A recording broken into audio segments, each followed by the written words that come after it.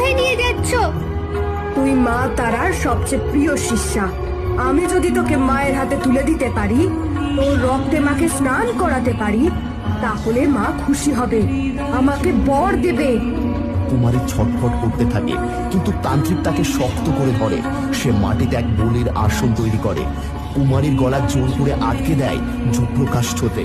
প্রচন্ড ঝড় শুরু হয়, মা তারার মূর্তি থেকে আলো বেরিয়ে আসে এবং সামনে স্বয়ং মা তারা আবির্ভূত হন। পাপী, তুই আমার নামে আমারই সন্তানের রক্ত চাইলি।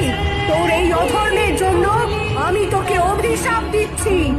না না মা, আমায় ক্ষমা করো, আমি ভুল করেছি।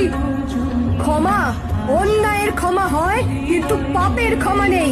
পাপের শেষ একটাই, শাস্তি। প্রবল আগুনের